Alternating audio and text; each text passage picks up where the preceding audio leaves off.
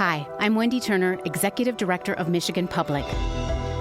You might have heard that public media is under threat. You're not wrong. But I come to tell you that your voice has power. Visit protectmypublicmedia.org, contact your lawmakers, and take a stand today.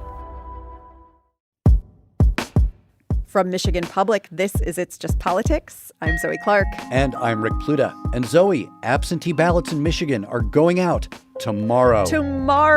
And we've already been getting questions from folks about when to expect to receive your ballot. Some folks being worried that they hadn't seen them yet. Not to fear. In a few minutes, we will have an absentee ballot 101. We are going to dig into when to expect to receive your ballot, how to request one if you want, and how to turn it in. But first, we have been talking all about the economy this election year. Voters consistently rank the economy as one of the most, if not the most important issues in determining how they will vote for president. But what do we know about what consumers expect from the election? Not who they'll vote for, mind you, but who they think will win and what it will mean for the economy. Joanne Shu is professor at the Institute for Social Research at the University of Michigan and director of the Surveys of Consumers. The survey has been collecting data for 75 years and can certainly tell us a thing or two. Professor, welcome. Thank you for having me. So your data show that since President Joe Biden stepped down from the presidential race, 58% of consumers expect Vice President Kamala Harris to be elected. 34% think former President Donald Trump will win. What do we know about why this is? There are a few reasons for this. The fact that consumers believe that Kamala Harris is going to become president is something that's actually quite a bit of a change from the data we were collecting when Joe Biden was still the candidate. At that time, they were neck and neck. More people actually believed that Trump was going to win. And that really was seen with a sea change when Harris became the new candidate. So consumers aren't necessarily just thinking about who they themselves want to vote for, but they're really thinking about the people around them. And there's just been a tremendous surge of excitement around Harris's campaign. And that's reflected in how consumers feel. And that is, of course, a different question than which candidate consumers think would be better for the economy. What do we know about that? That's exactly right. So in terms of who people think, which candidate people think would be better for the economy, about 41% of consumers believe that person is Harris. About 38% believe that person is Trump. And notably, 15% of people think there's no difference between the two candidates. Now, this isn't dramatically different than what we were seeing when Biden was still the candidate. Indeed, during that time, more people thought Trump was better for the economy than Biden, but only by a slight margin. And we had, interestingly, considerably more people at that time believing that Biden and Trump were basically the same for the economy. So with Harris's ascendancy, we saw an increase in the people thinking the Democratic candidate was better for the economy, and also fewer people believing that the two candidates were no different. So your research has shown a pattern between the outcomes of presidential elections between the 1950s and 2008 and what you call the sentiment index. Can you explain the sentiment index and the pattern it's shown about which candidate we can expect will win the presidency? Our sentiment index is specifically about sentiment towards the economy. And what research has shown over the years is that changes in the sentiment index tend to predict changes, turning points in the business cycle. For example, when sentiment tanks, it's usually the case that a recession follows, though not always the case. This is really an indicator designed for the economy and not for politics.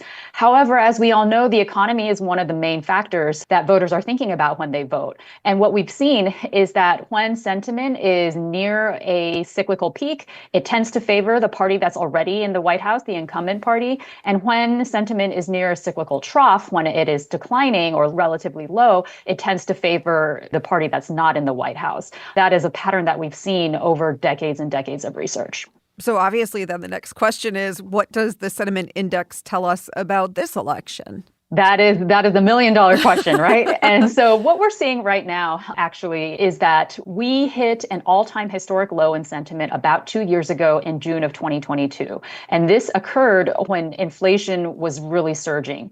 Since then, sentiment has improved quite a bit, about 40% from that trough from 2 years ago. However, we're still below a historical average. And that's because even though consumers fully recognize that inflation has slowed, they remain quite frustrated by high prices. So right now, we're 40% above a trough, and we're still below average. So it looks like we might be quite far from a peak as well. So we're sort of in this in-between stage where it really remains to be seen how things proceed going forward. Joanne Shu is the director of the Surveys of Consumers and professor for social research at the University of Michigan. Professor, thanks so much for sharing your data with us. Thank you. My pleasure. Absentee ballots begin being sent out tomorrow. Chris Thomas was Michigan's elections director for more than 3 decades. He's most recently been working with Detroit elections officials. Chris is here to do an absentee ballot 101. Hi, Chris. How are you all? Good. So glad to have you here. So let's just start with the very basics. If you already requested an absentee ballot, when should you expect to receive it? I would say you would receive it probably next week. Give the officials a few days to get their backlog out and into the mail. And then, of course, you've got the U.S. mail, which in some areas is struggling. So if the ballots are available as required this Thursday, I would give it at least a week. If you want to vote absentee, but you haven't requested an absentee ballot yet, what are your options? You have a few options. You can contact your city or township clerk and get an absentee ballot application from that clerk. You can go to the Secretary of State's website and you can download or do an online application that will end up in your city or township clerk's office. But you do need an application unless you're on the permanent list. The permanent list to automatically have an absentee ballot mailed your way. Correct. Proposition 2 that was on the 2022 ballot was enacted, and it has a provision in there that voters are able to, with a single application, apply for permanent status, which will give them a ballot for every future election. The ballot will show up in the mail. How many folks do we expect to vote absentee versus in person this year? That's a kind of a tricky question because of the addition of early voting. But looking at our track record, Michigan has now had 2 elections where no reason absentee ballot is available, meaning anybody can get an absentee ballot. So in 2020, that was our high water mark. We were at 59% statewide. Detroit was, for example, at 68% by mail. Now that number decreased going into the 2022 election as COVID retreated, and those who preferred to go to a polling place on election day could do that.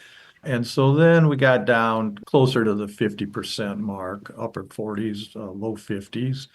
I suspect it'll go a little higher than that, maybe into the mid 50s this year. But again, early voting adds a new variable. Early voting, just another thing that went into Michigan's constitution because voters approved Proposal 2 years ago.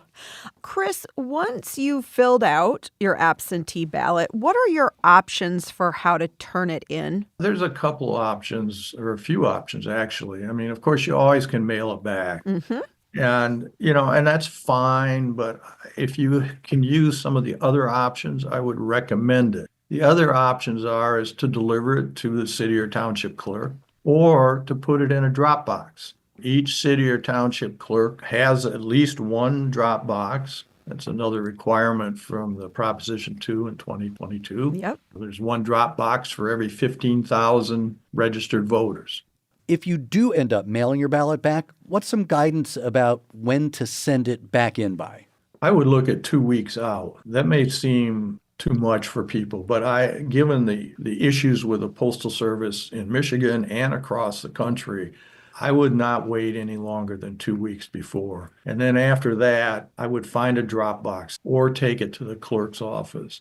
If you're in a situation where you can't get your ballot back, call the clerk's office. They will come pick it up for you, and they'll show you credentials when they do that. But don't wait. Don't delay in returning your ballot. The most critical thing to voting is to make sure your ballot is returned. Otherwise, it's not going to be counted. And there's literally a way to be able to track your absentee ballot. Yes, indeed. Go to that Secretary of State website at michigan.gov/vote. You will see the ballot tracker, and that will show you when you applied, when the ballot was mailed to you, and when the ballot was returned to the clerk's office. And that will give you some peace of mind that your ballot has indeed been returned. Chris, is another option this year actually taking your absentee ballot to an early voting place and actually inserting your ballot there? It absolutely is. This was the variable that's been added with early voting, and there's at least a minimum of 9 days of early voting. Jurisdictions, cities, and townships can expand the 9 days if they like. Detroit, for example, is going to 16 days.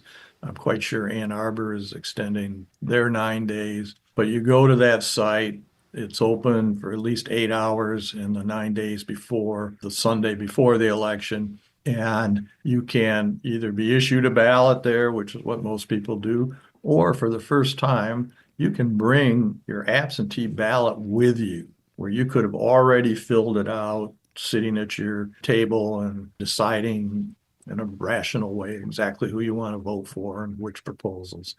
And then bring that along to the early voting site. They'll check you through, and you can then insert that ballot into a tabulator. I should say, if you do it that way, you probably do get an I voted sticker then, right?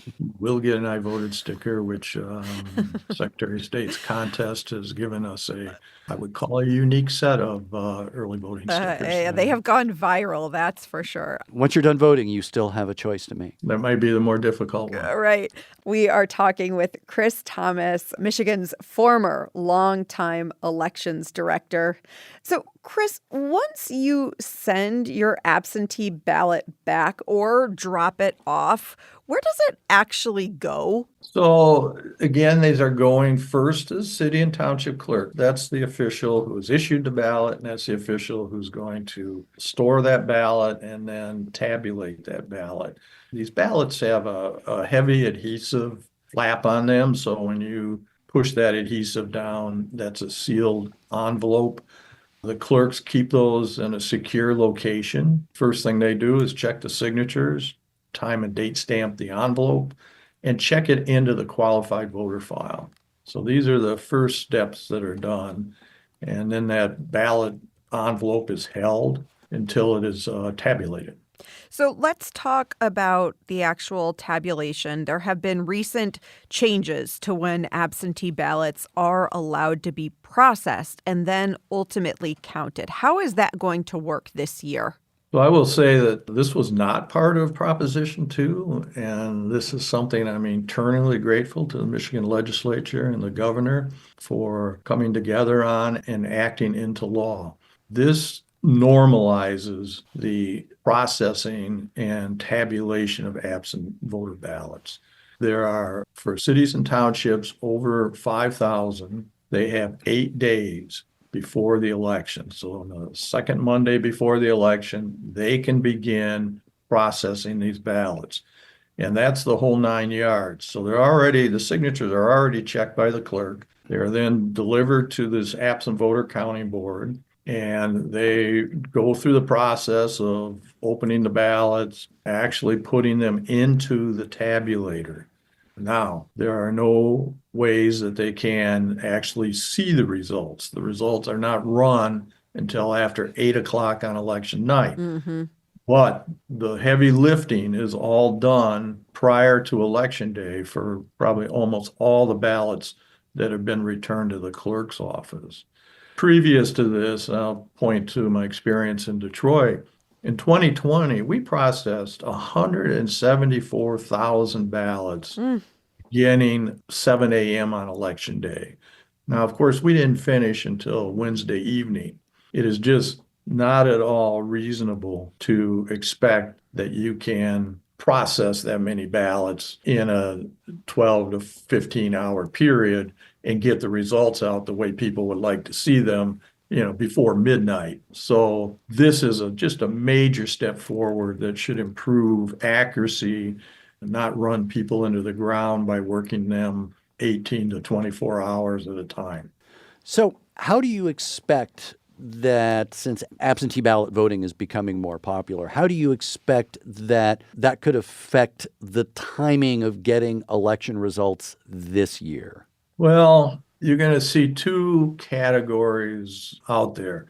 One category, which we're doing in Detroit, and I believe all of Wayne County, is we are going to do an early release, so a partial. So we'll run these numbers. We're going to have two sets of memory cards, and we'll use one set all the way through Monday before the election. And that'll be the tabulated results of every ballot that generally has been received up through Monday. That we are going to prepare to release probably anywhere between 9:30 and 10 o'clock election night. For the ballots that are left over from Monday and that come in on election day, those are going to be run on a separate memory card.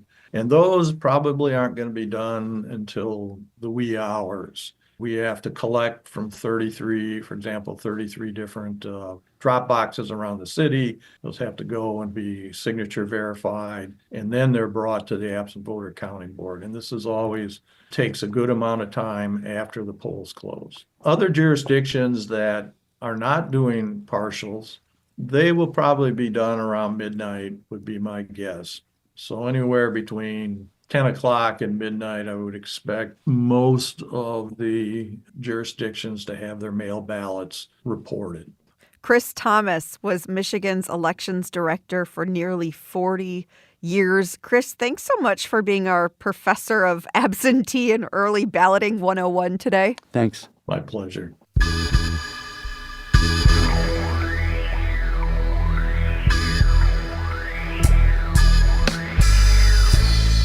And again, we will put a link to the state's website where you can track your ballot on our website. That is michiganpublic.org.